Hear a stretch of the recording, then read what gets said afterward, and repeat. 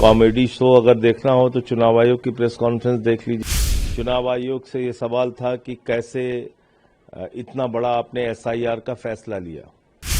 SIR की प्रक्रिया के जरिए आपने एक बड़ा घोटाला किया। 65 लाख वोट काट दिए गए और जिसमें से बहुत सारे जिंदा लोगों को मार दिया गया, मरे हुए लोगों को जिंदा कर दिया गया। ट्रंप का वोटर कार्ड बिहार में बन जा रहा है। एक ही एपिक नंबर पे कई जगहों पे नाम दर्ज हो जा रहा है। तो ये सारे भ्रष्टाचार चुनाव आयोग ने किए और ये भी कह रहे हैं, धमकी भी एक इनडायरेक्ट दे रहे हैं कि साहब चुनाव आयोग पे प्रश्न उठाना संविधान के खिलाफ है। तो आप मुझे बताइए कि वोट चोरी करना संविधान के मुताबिक है? देखिए, चुनाव आयोग ने आज कुछ भी नहीं बताया और कॉमेडी शो अगर देखना हो तो चुनाव आयोग की प्रेस कॉन्फ्रेंस देख लीजिए, वो बात अलग है। लेकिन उन्होंने तथ्यपूर्ण कोई जवाब नहीं दिए। चुनाव आयोग से ये सवाल था कि कैसे इतना बड़ा आपने एसआईआर का फैसला लिया। आपने राजनीतिक दलों को विश्वास नहीं लिया, बिहार की जनता को विश्वास में नहीं लिया, आपने वहां की भौगोलिक परिस्थितियों का ख्याल नहीं रखा। हर साल बिहार का एक बड़ा क्षेत्र बाढ़ में डूबा रहता है और आपने ऐसे ऐसे कागजात उसमें मांगे, ऐसी ऐसी शर्तें उसमें एसआईआर में लगाई जो कोई सामान्य व्यक्ति पूरा ही नहीं कर सकता। तो इसका मतलब कि इस एसआईआर की प्रक्रिया के जरिए आपने एक बड़ा घोटाला किया। 65 लाख वोट काट दिए गए और जिसमें से बहुत सारे जिंदा लोगों को मार दिया गया, मरे हुए लोगों को जिंदा कर दिया गया। आपके बीएलओस की वीडियो आई कि वो फर्जी दस्तखत बना बना के खुद से फॉर्म जमा कर रहे हैं। ट्रंप का वोटर कार्ड बिहार में बन जा रहा है।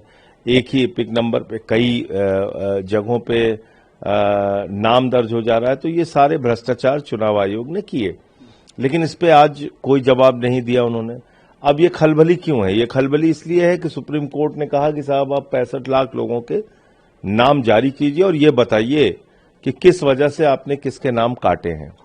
तो उस पे अब उनको अपने आप को डिफेंड करना है। तो एक हास्यास्पद तर्क उन्होंने दिया कि साहब ऐसा है कि मैं मानता हूं कि कुछ गड़बड़ियां हुई होंगी। चुनाव आयोग ये कह रहा है कि कुछ गड़बड़ियां हुई होंगी, लेकिन ये राजनीतिक दलों ने हमको नहीं बताया। तो ये तो ऐसी ही बात हो गई कि किसी थानेदार ने इलाके में खुद से डकैती डाली और चोरी किया और जब वो पकड़ा गया तो थानेदार ने बड़ी मासूमियत के साथ सामने आके कहा कि साहब इस इलाके के लोगों ने बताया ही नहीं हमको कि डकैती गलत चीज है, इन्होंने कहा ही नहीं कि चोरी गलत काम होता है। तो ऐसा ही तर्क चुनाव आयोग दे रहा है। भाई, ये गहन पुनरीक्षण की प्रक्रिया आपने शुरू की, इसमें कोई गड़बड़ी है कि नहीं है ये देखना आपकी जिम्मेदारी है। राजनीतिक दलों ने तो शिकायत की, बार बार आवाज उठाई, जिसको आपने नजरअंदाज किया। आपने जो वोटर लिस्ट ऑनलाइन डालनी थी, लोगों के सर्च करने का ऑप्शन देना था, उसको सार्वजनिक करना था, उसको छिपाया। सुप्रीम कोर्ट का आदेश उस पर लेना पड़ रहा है। तो ये सब तो अपने आप में सवाल खड़ा करता है कि आप इस पूरी प्रक्रिया को छिपाना चाहते हैं, और वो इस वजह से कि आप भारतीय जनता पार्टी से मिले हुए हैं। दूसरी बात ये कि आप कह रहे हैं कि हम सीसीटीवी फुटेज इसलिए नहीं दे सकते कि महिलाओं की प्राइवेसी भंग होगी। ये भी बड़ा हास्यास्पद तर्क है। पूरे देश में जब चुनाव होता है, वो चाहे उत्तर पूर्व से लेके महाराष्ट्र तक, कहीं भी, कश्मीर से लेके कन्याकुमारी तक, तो चुनाव में लंबी लंबी महिलाओं की लाइनें लगी होती हैं, उसके वीडियो मीडिया में चलाए जाते हैं, महिलाओं के इंटरव्यू होते हैं, टीवी चैनल्स वाले लेते हैं, उसके वीडियो चलाए जाते हैं। तो यहाँ प्राइवेसी का सवाल क्या हो गया? वोट देने में अगर कोई महिला शामिल हो रही है, किस पार्टी को वोट दे रही है, वो मुद्दा नहीं है। मुद्दा ये है कि वो अंदर जब वो जा रही है तो वो महिला कितने बूथ पर जाके वोट कर रही है, या कितने वो पुरुष कितने बूथ पे जाके वोट, ये चेक करना है कि वो फ्रॉड हो रहा है कि नहीं हो रहा है। लेकिन आपने फ्रॉड किया है, चोर की दाढ़ी में तिनका है, आपको पता है गढ़ के वोट चोरी आपने किया है, तो इसलिए आप वो वीडियोज नहीं देना चाहते हैं, वो सीसीटीवी फुटेज नहीं देना चाहते हैं, और बहाना क्या ले रहे हैं कि महिलाओं की प्राइवेसी भंग होगी। ये तो एक हास्यास्पद बात है। तो कुल मिला के आज, और ये भी कह रहे हैं, धमकी भी एक इनडायरेक्ट दे रहे हैं कि साहब चुनाव आयोग पे प्रश्न उठाना संविधान के खिलाफ है। तो आप मुझे बताइए कि वोट चोरी करना संविधान के मुताबिक है? ये घपला घोटाला चुनाव में करना ये संविधान के मुताबिक है और उस पर सवाल उठाना संविधान के खिलाफ है। तो मैं चुनाव आयोग से कहना चाहता हूं कि हम कह रहे हैं कि आपने वोट चोरी किया है और अगर मेरा ये कहना संविधान के खिलाफ है तो मेरे ऊपर एफआईआर दर्ज कराइए, हम कोर्ट में लड़ेंगे, आपको जवाब देंगे एक एक चीज का। आप दिखाइए ना हिम्मत। भाई आप कहते हैं ना इन्होंने शपथ पत्र नहीं दिया, उन्होंने ऐसा नहीं बोला, हमने तो लिख लिख के दिया दिल्ली में। आपने क्या किया? केंद्रीय मंत्रियों के घर में 33 वोट बने, 22 वोट, 25 वोट, 15 वोट। हमने सारे प्रमाण दिया। आपने किसी पे एफआईआर की, किसी पे कोई कार्रवाई की? कुछ नहीं किया। दिल्ली के मामले में आपने 42,000 वोट दिल्ली का चुनाव शुरू होने से पहले केजरीवाल जी के क्षेत्र में काट दिए गए। तो आपने उस पर कुछ किया? नहीं किया। बिल्कुल, मेरा अगला सवाल यही था कि वो यही कह रहे हैं कि चोरी जैसा शब्द इस्तेमाल करना, एक तो इस पर चुनाव आयोग को जाहिर है कि आपत्ति है और साथ साथ उन्होंने कहा कि सभी दल उनके लिए बराबर हैं, इक्वलिटी की वो उन्होंने बात की। और साथ साथ एक सवाल मैं इसमें और सप्लीमेंट्री जोड़ना चाहूंगा। उन्होंने कहा राहुल गांधी अगर सवाल उठाते हैं तो हलफनामा क्यों नहीं दाखिल करते और 7 दिन का जो है 7 दिन में हलफनामा दें, या फिर मान लें कि बेबुनियाद। भाई आप घास छीलने के लिए बैठे हैं? आप किस लिए बैठे हैं? हमने तो लिख के दिया था दिल्ली में, पूछिए उनसे क्या किया उन्होंने। हम लोगों ने तो लिख लिख के शिकायत की थी, मिल के शिकायत की थी। हमने तो इतनी शिकायत की थी कि चुनाव आयोग उससे नाराज भी हो गया था।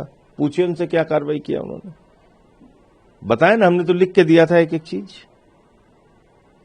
और समाजवादी पार्टी के लोगों ने बताया कि 1800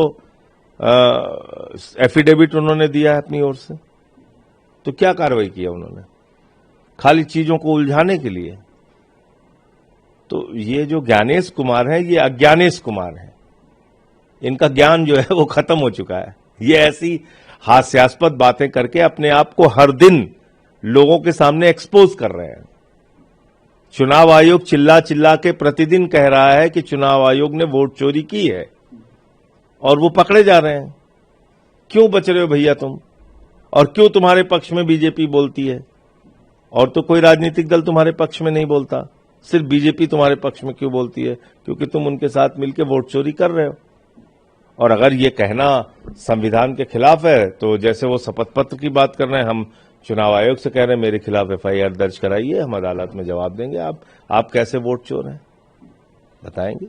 इसके अलावा एक प्रश्न आपकी ही याचिका पर है, जिस सुनवाई होनी है उसके विषय में आपसे जानना। देखिए, उत्तर प्रदेश में हजारों की संख्या में स्कूल बंद किए गए और जिससे आज लाखों बच्चे शिक्षा से वंचित हो गए हैं। वो स्कूल नहीं जा पा रहे हैं।